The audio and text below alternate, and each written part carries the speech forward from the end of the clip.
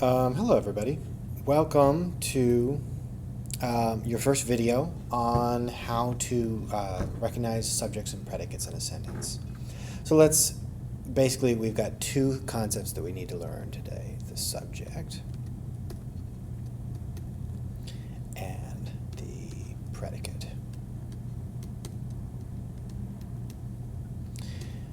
So subject is the star of the sentence, right?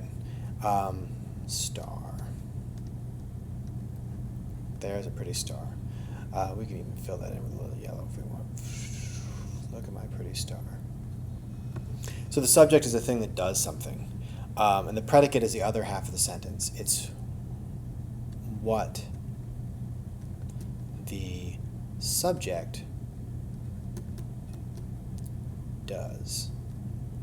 And sorry, I switch back and forth from cursive and just script, just because sometimes one is easier than the other. So let's take a look at some basic sentences. If you really think about it, the things you have to remember is the subject is a star and the predicate is what about the star. If you're looking at action verbs, then the predicate is the action. If you're looking at linking verbs, then it's the thing describing the subject. But we'll get to that in a second. So let's take a look at some sentences. I'll erase this. Bye-bye.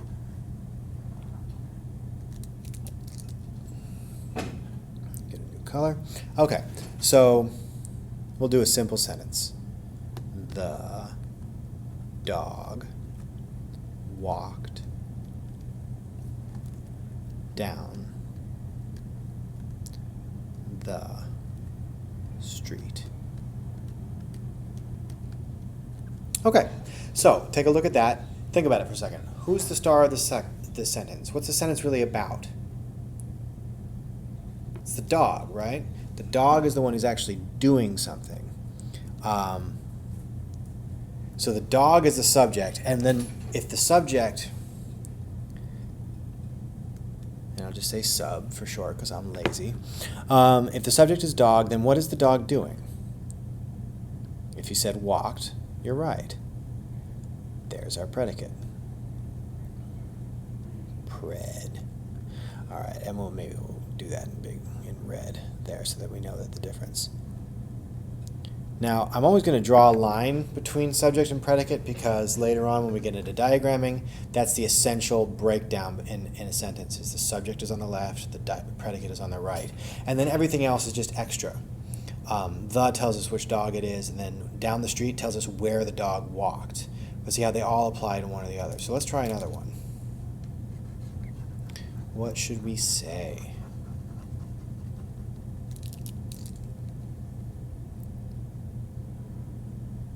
Let's say grammar.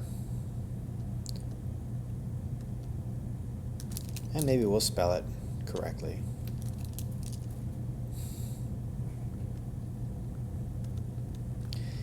Is fun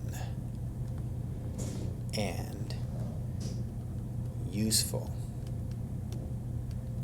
So last time, our subject was the dog and the predicate was walked. So let's try and do that same way again. What's the star of the sentence? What's the thing that the sentence is about? It's about grammar, right? And then if we're looking for an action, there is no action in this sentence. You can't fund something. And useful, you can use something, but useful is an adjective. It describes something. So these words, fun, useful, they both describe grammar, right? Fun describes grammar. Useful describes grammar. And then and kind of links the two together so that we know that they're both fun and useful is like one chunk here. So the key is this word is. And that's what we call a linking verb.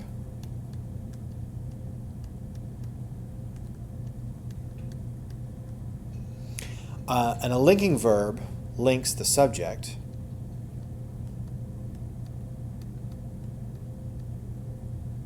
to words that either name it or describe it. And if it describes it, it's an adjective. If it names it, it's a noun. We're not going to get into a lot of crazy differences between adjectives and nouns right now. All you want to know is that a linking verb is kind of like is like an equal sign. Subject equals something. If you wanted to do it as this one describes it. Grammar is fun, grammar is useful. You could also say, Mr. Worden is a teacher. Mr. Worden is a teacher. It's a state of being there. So there's my subject. And here's the linking verb, same as we had, right? Linking verb. And for short, we call those LVs. And then teacher is a noun. It's a thing, right? It's a person, place, or thing. Teacher is a thing. It's a kind of person. And this renames me, so it gives me another idea of who I am. So teacher.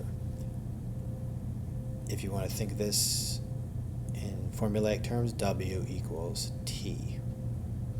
And you can swap out your linking verb for different tenses if you want to get fancy. So Mr. Worden was a teacher, or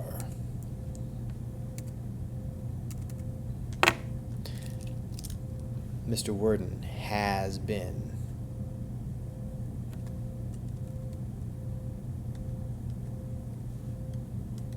We're going to smooth that.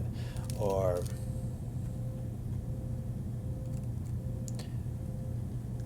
will be. All those are just variations on this idea of is. It's all about be. Will be a teacher. And that's just different times. If I have been a teacher, then I've been a teacher for a while and I maybe still am. Will be means I'm not yet, but I will be eventually. So those are the basics of subjects and predicates.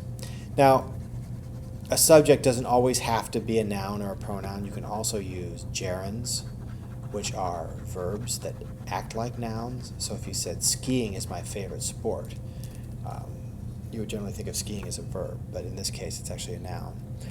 So let's look at one more sentence in this. The desks sit silently. You may or may not have noticed it's the end of the year. I'm alone in my classroom, so that's what I'm seeing. Now sometimes it's easier to find who the subject is and then figure out what they're doing. Sometimes it's easier to find who's doing what's being done and then say, okay, who's doing that? So what's the action in this sentence? The action in this case is sit, right? So we'll use that, sit. And that's an action verb. Because even though it's not very action-packed, it's what it is doing. And then very simple to say, okay, who's sitting? The desks, right? Subject. So there you have subjects and predicates.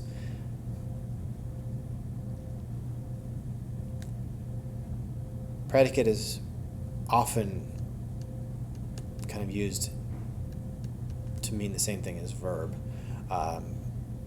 So you're looking for the verb for the predicate. What are they doing, or what is it describing? If you wanted to say, do this as a linking verb predicate, you'd write it this way. And the cool thing about English and language in general is there's so many different ways to skin a cat. The desks are silent. In this case, we've got our, let's get a better color there so we can see what we're doing. We've got our linking verb here. That's our predicate.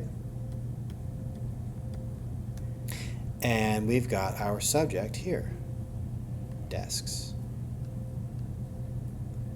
One more look at it will show you with a pronoun as a subject.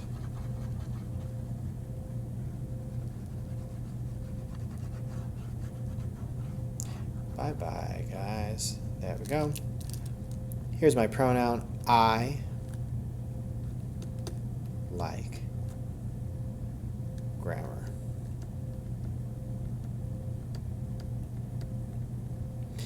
We'll separate those two.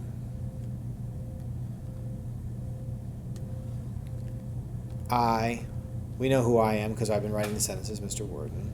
And what do? Like. So subject, predicate. And the thing with this is that you can keep tacking the building blocks on. So these are very short, basic sentences, but you can get more and more complicated and fancy with them and make them better each time. So you add these short sentences together and you get suddenly compound and complex sentences. You add phrases and stuff like that into them, and you get into more detailed stuff. So we're starting with the very simple basics, and then we'll move on from there.